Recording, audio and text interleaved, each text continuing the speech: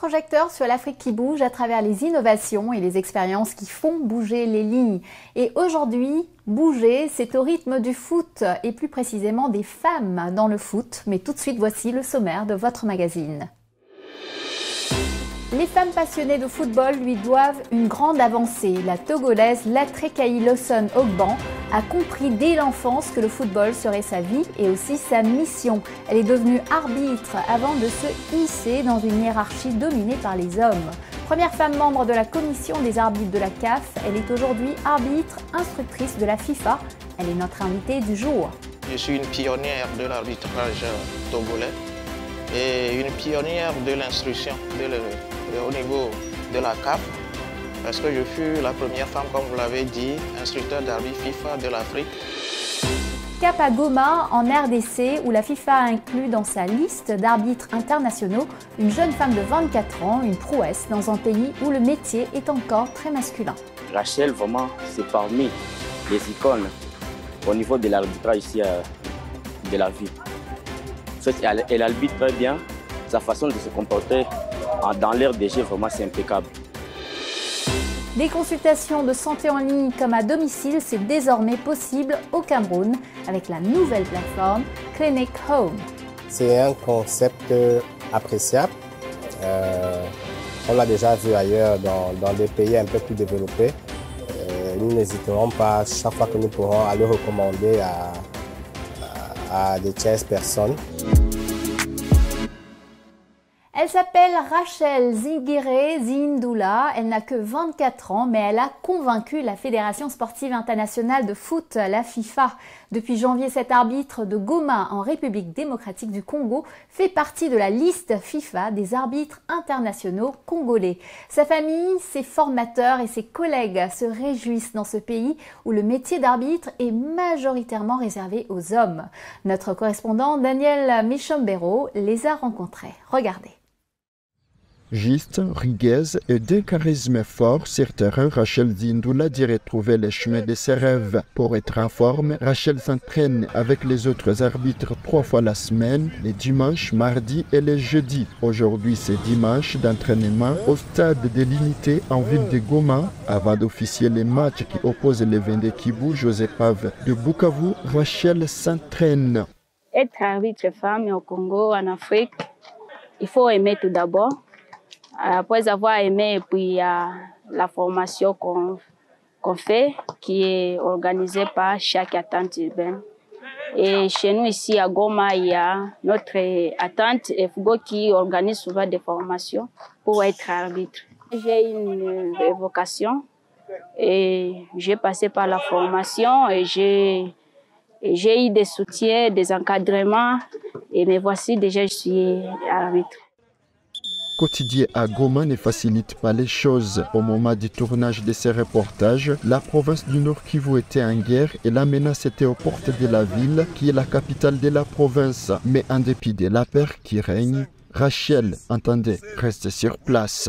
Je ne compte pas quitter la ville parce que avec la guerre, je peux dire que nous sommes habitués ici à l'Est. La guerre, ça est là chaque jour, chaque fois. Donc, nous sommes habitués déjà avec la guerre. Rachel a commencé sa carrière entre 2015 et 2016 à l'entente urbaine de football de Goma FGO. Elle débute avec la formation d'initiation à l'arbitrage au niveau local jusqu'à officier son premier match entre 2017 et 2018 au stade de l'unité de Goma. Première fille dans sa famille, elle a travaillé dur pour concilier vie personnelle et vie professionnelle dans un pays comme la RDC où la majeure partie des travaux ménagers sont réservés aux femmes. Je me réveille très tôt. Il y a le programme des entraînements qui se fait très tôt le matin. Il y a les jours où on ne fait pas des entraînements. Mais à travers mes programmes, comment je planifie, comment j'organise le temps, ça me facilite. Il y a des fois que je me réveille très tôt, je fais les travaux ménagers. Et après, je pars aux entraînements. Il y a des fois que je quitte aux entraînements et puis je continue avec les travaux ménagers. Autre obstacle, les tensions sur terrain. Les arbitres font souvent face à des situations délicates et là encore Rachel doit faire avec. La jeune arbitre se réfère toujours à ce qu'elle a appris pendant la formation pour faire régner un climat de paix au stade. Elle souhaiterait encore se perfectionner et participer aux rencontres à travers les continents ou même le reste du monde. Mais ces occasions coûtent cher. Ça sortit dans des matchs qui ont beaucoup d'agressions, c'est pas facile. Mais à travers la formation qu'on a eue, il y a des méthodes, il y a comment se comporter, comment gérer les émotions des joueurs, comment gérer les émotions des publics. Donc, à travers ces méthodes-là, ça nous facilite à bien gérer et à s'en sortir. Ce sont des difficultés, mais à travers les techniques et des méthodes que nous avons, ça nous arrange. Il y a des manques de moyens parce qu'il y a des séminaires organisés de haut niveau qu'on ne parvient pas même à participer. La nouvelle de sa désignation par la FIFA a été pour elle une très grande nouvelle. Rachel rêve maintenant de devenir une grande arbitre au niveau mondial. C'est une chose qui a amené beaucoup de gens, même à mes collègues, dans la famille, vraiment, ça a été très bien. Mes rêves en arbitrage, c'est être une grande arbitre. Parce que les autres ont évolué. Il y a ici en RDC, il y a Safari Olivier qui a évolué, Jean-Jacques Dalla qui a évolué. Pourquoi pas moi? J'ai besoin aussi d'évoluer comme les autres et pourquoi pas des étrangères. L'autre heure du jour, c'est cet homme en bleu, Jean Dédier, et le coach du FC Nyiragongo. Il a encadré Rachel et s'est dit très très content. Aujourd'hui, nous sommes très fiers, nous sommes très contents, surtout qu'elle représente la province du Nord Kivu sur le plan international. Elle a un avenir énorme. Et j'aimerais bien qu'elle prenne toujours ses décisions, qu'elle ne regrette rien. Kissouma Jean-Pierre, l'attaquant du FC Nyiragongo, ce joueur de la ville de Goma témoigne d'un comportement irréprochable et d'une femme exceptionnelle. Rachel, vraiment, c'est parmi les icônes au niveau de l'arbitrage ici de la ville. En fait, elle arbitre très bien. Sa façon de se comporter dans l'air des jeux, vraiment, c'est impeccable. Rachel Zindula a été désignée parmi les arbitres pour officier la Coupe du Congo féminine en juin dernier. Elle a été arbitre centrale des matchs de la 13e compétition jusqu'à quart de finale avant d'être désignée 2 fois 4e arbitre en demi-finale et grande finale. Désormais arbitre international, Rachel peut officier tous les matchs hommes et femmes, toutes compétitions confondues en RDC tout comme en Afrique. Elle espère désormais poursuivre d'autres formations pour atteindre ses rêves. Et c'est le moment de retrouver à Lomé notre invitée, la Trécaï Lorson Hogban. Cette arbitre instructrice de la FIFA que l'on a baptisée la Dame de Fer accompagne justement la montée en puissance de ces jeunes femmes arbitres. Mais auparavant, elle a d'abord été elle-même une jeune professionnelle confrontée à la réalité très masculine du milieu qu'elle a réussi à contourner. Elle a réussi à faire de l'arbitrage un métier où les femmes ont aujourd'hui toutes leur place. Elle a raconté ses débuts à notre journaliste Parfait Agbosté. Regardez. Madame Lorson Hogban, la Trécaï et Jonah, bonjour. Bonjour, monsieur Parfait. Vous avez été la première femme en Afrique à devenir instructeur d'arbitre de la FIFA. Et vous êtes la première femme à exercer la fonction de membre de la commission des arbitres à la Confédération africaine de football, la CAF. Première, c'est votre caractéristique? Bon, première, oui. C'est vrai que je suis première dans beaucoup de choses. Il faut dire que le moi est haïssable, mais je suis une pionnière de l'arbitrage togolais et une pionnière de l'instruction au niveau de la CAF, parce que je fus la première femme, comme vous l'avez dit, instructeur d'arbitre FIFA de l'Afrique, et je fus la première également membre de la commission des arbitres de la CAF. Ceci est arrivé à cause d'une petite histoire. C'était en 2004 où j'ai participé à la 3e conférence mondiale Femmes et Sport, où j'avais rencontré après, à la fin d'une plénière, l'ancien président de la CAF, Dr Issa Yatou. Donc je l'ai abordé. Et j'étais déjà à la retraite en tant qu'arbitre.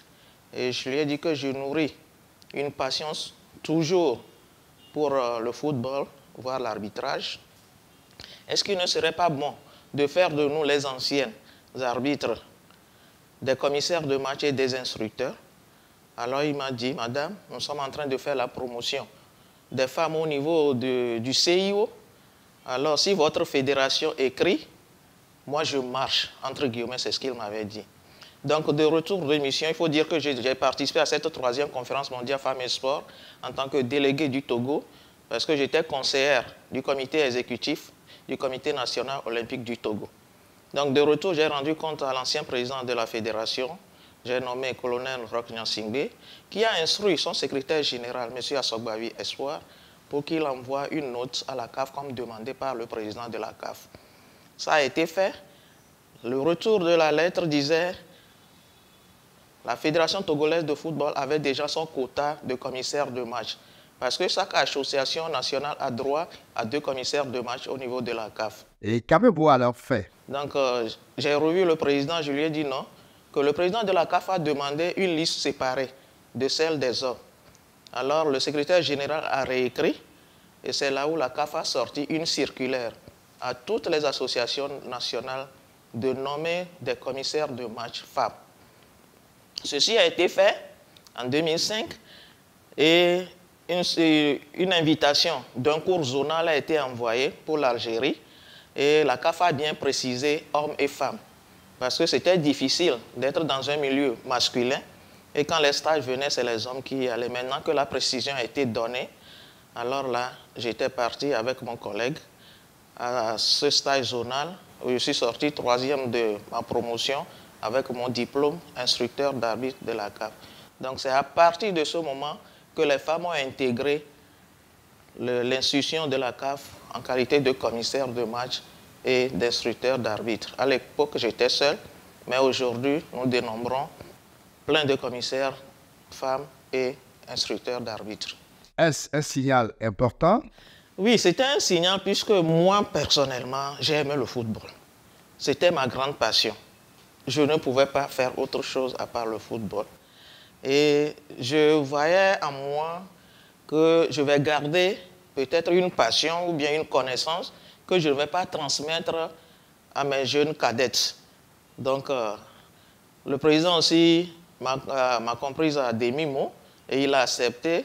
Aujourd'hui, je lui dis un grand merci parce que peut-être je n'allais pas sonner cette alarme que c'est aujourd'hui que nous serons là à commander encore une place pour les femmes dans l'arbitrage et dans l'administration. Et qu'apportent les femmes au sport et plus particulièrement au monde de l'arbitrage selon vous? Oui, je dirais que le football et l'arbitrage comme un sport est éducationnel. Et nous savons que l'éducation de nos enfants passe par la femme, en grande partie. Donc une femme sportive ne peut que transmettre une bonne éducation à son enfant, à sa progéniture. Parce qu'avec le sport, la femme peut s'autosuffire, elle peut avoir un caractère qu'elle va transmettre à son enfant, pas un mauvais caractère bien sûr, c'est-à-dire qu'elle s'affirme. Le sport aide la femme à s'affirmer, à se reconnaître en tant que femme, à savoir où se trouve sa place. Donc je pense que ce sport est plus éducationnel. Et après, c'est culturel parce qu'il y a le brassage des peuples. C'est relationnel parce que nous nous frottons à beaucoup d'autorités dans notre milieu sportif. Vous voyez, il y a plein d'avantages dans ce sport qu'est l'arbitrage ou bien l'instruction de l'arbitrage. Comment se déroule la formation des arbitres africains? Au niveau de l'Afrique, il y a d'abord les formations au plan national, dans les associations nationales. Il y a les formations au niveau de la CAF et les formations au niveau de la FIFA. Donc, au niveau de la CAF, il y a plusieurs sélections, c'est-à-dire plusieurs catégories d'arbitres, comme ça se fait dans toute association également. Il y a des arbitres promoteurs, des arbitres jeunes talents, des arbitres élite B, des arbitres élite A, et nous avons des arbitres professionnels. Donc, chaque entité a une formation qui se fait. Et il y a des rétrogradations comme il y a des promotions. Maintenant, lors des tournois, c'est-à-dire les CAN, les Champions League, tout ça. Quand nous arrivons au niveau des quarts de finale, il y a une sélection de la crème des crèmes qui est faite et qui sont formés pour continuer les matchs à partir des quarts de finale. Au niveau des CAN également, il y a des formations qui sont faites une semaine durant, une semaine à 10 jours, pour mettre en jambe ces arbitres avant le tournoi. C'est dans chaque catégorie. La même chose se fait au niveau de la FIFA également. Quand la FIFA sélectionne ses arbitres pour ces différents tournois, également, ils sont formés avant le tournoi. Et quelles sont les qualités indispensables à une jeune joueuse qui voudrait se former à l'arbitrage en Afrique? Oui, nous avons au total 3 qualités, si j'ai bonne mémoire. Il y a la qualité morale, et vous êtes d'accord avec moi, la qualité physique et la qualité intellectuelle. Donc, il faut maîtriser les lois du jeu, bien sûr, être physiquement apte pour pouvoir courir et avoir une qualité morale acceptable pour éviter les corruptions et autres. Il faut être impartial sur le match. Si vous n'êtes pas impartial, vous n'avez pas une bonne qualité morale. En qualité de doyenne, si vous aviez un conseil à donner à une jeune passionnée de football qui voudrait devenir arbitre, que lui diriez-vous? Bon, je leur dirais d'abord d'avoir la passion de ce qu'elles veulent faire. Sans passion, si vous n'avez pas la passion de la chose, parce que X le fait, Y voudra le faire. Non. Il faut avoir d'abord la passion de la chose. Et quand vous voulez faire l'arbitrage, il faut bien le faire. C'est-à-dire, comme j'ai dit, avoir cette qualité morale, avoir cette qualité physique et avoir cette qualité intellectuelle. Et quand elle rentre dedans, qu'elle sache que ce sport peut nourrir son homme, entre guillemets, et s'y adonner pour atteindre le niveau professionnel. Parce que dans toute entité, on cherche toujours à évoluer, on ne cherche pas à se rabaisser.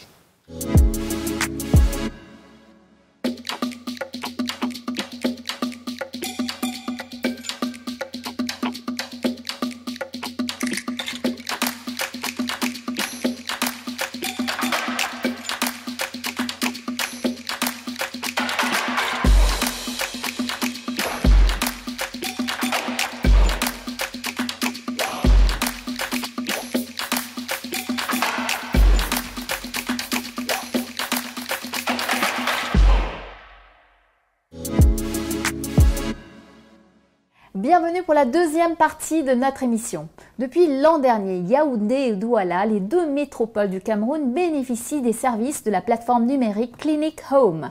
De quoi s'agit-il? Eh bien, tout simplement de faciliter des services comme les consultations médicales à domicile, les téléconsultations, les examens de laboratoire, la livraison de médicaments, de soins infirmiers ou de kinésithérapie. Le tout sans sortir de chez soi. Une innovation mise en place il y a 4 ans par le Dr Philippe Wanja. C'est un reportage de Maxime Farel-Bounia. Regardez.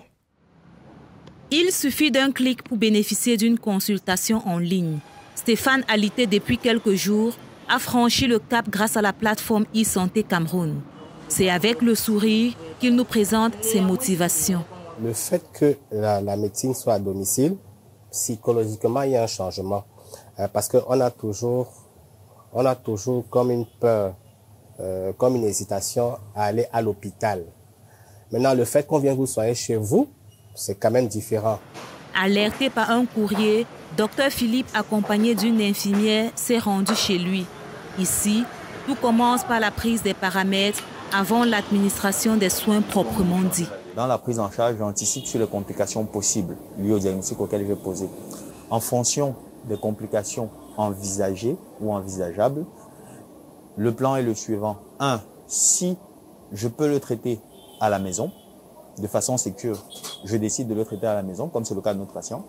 Si je me rends compte que ce n'est pas possible de le traiter à la maison, que c'est mieux de le transférer vers des urgences ou des urgences spécialisées, e-Santé a à sa disposition des moyens de transport médicalisés pour transporter le malade de façon sécure à l'hôpital. Comme Stéphane, nombreux sont ces patients qui bénéficient déjà des services de cette clinique virtuelle.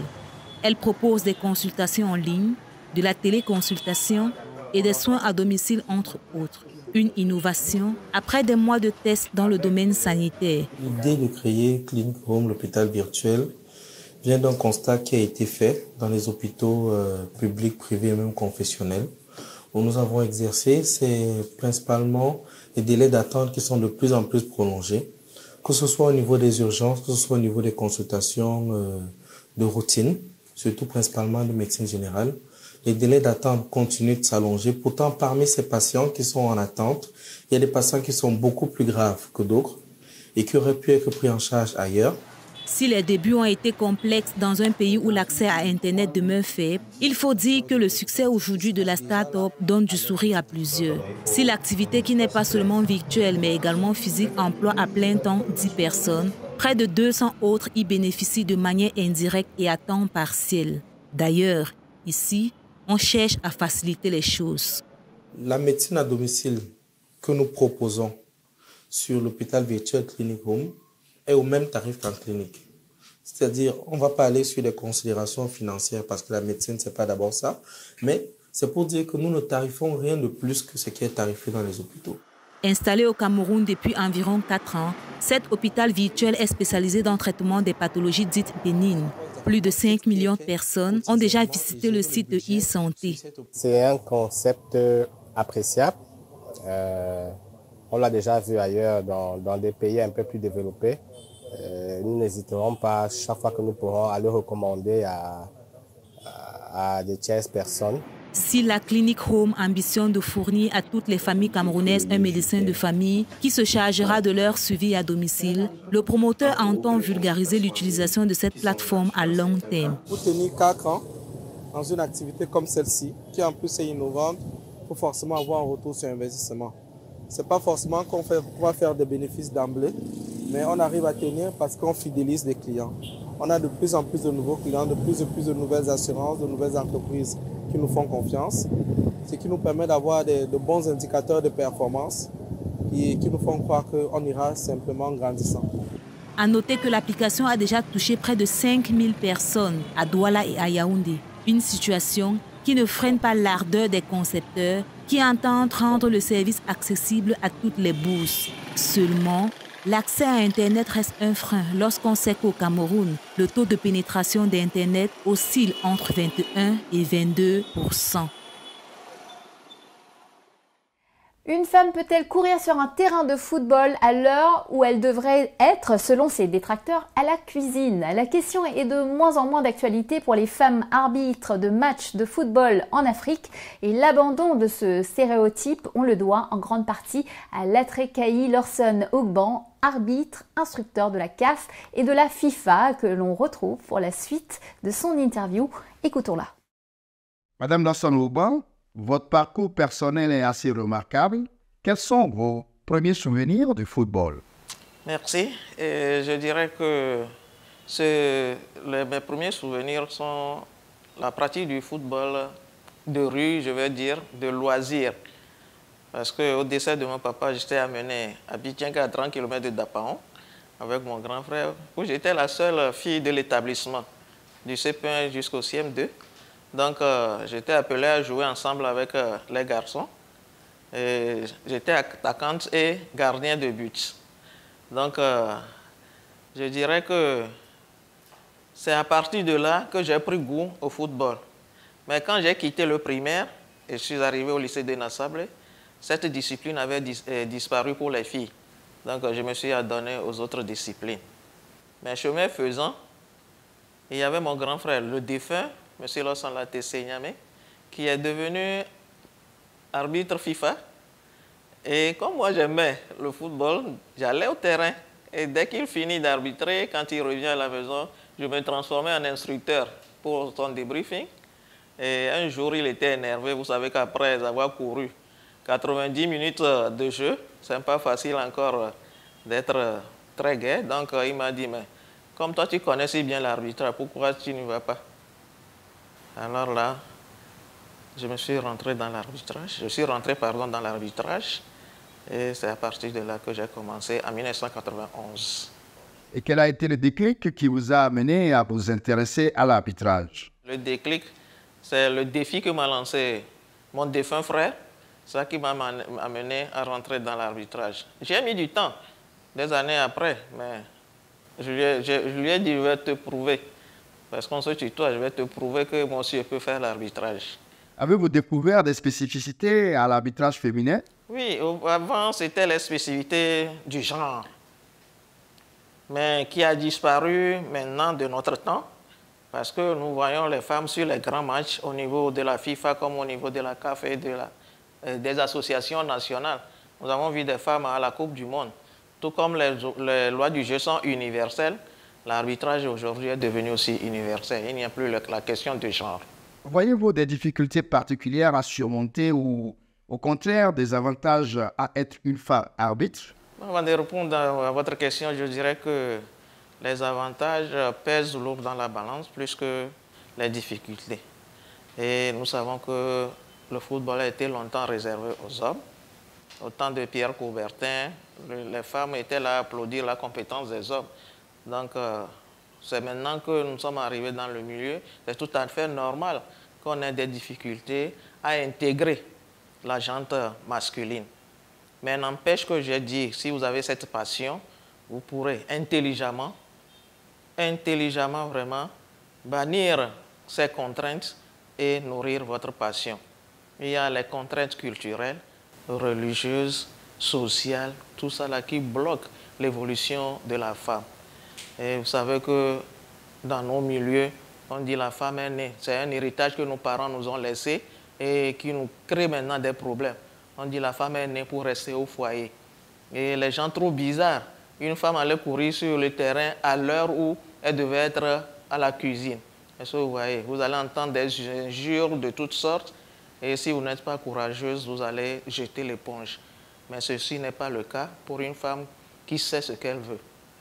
Au niveau des avantages, je l'avais dit, c'est plus relationnel, pécuniaire, culturel, éducationnel. Ce que la femme apprend, elle le transmet toujours à sa progéniture. Et par un caractère, vous verrez que les enfants des sportifs sont mieux éduqués. Que vraiment les autres femmes en excusent, c'est une réalité. Ces enfants sont mieux éduqués parce qu'elles transmettent de bonnes choses à sa progéniture. Vous êtes depuis 2021 un membre d'honneur du Forum du sport africain. Quelle évolution observez-vous dans cette capacité? Oui, membre d'honneur, je remercie le FSA ici et je dirais que c'est une suite des autres, que dirais-je, des autres honneurs qui me sont faits. Déjà, j'ai été chevalier de l'ordre national du mérite au niveau étatique.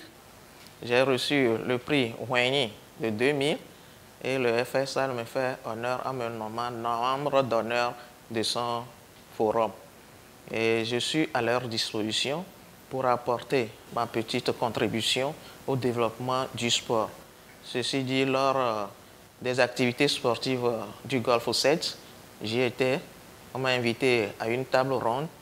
Et après cette table ronde, il y avait au moins 6 à 7 filles qui se sont inscrites en même temps pour le cours d'arbitrage. Donc je pense qu'ils font du bon travail et je leur souhaite bon vent.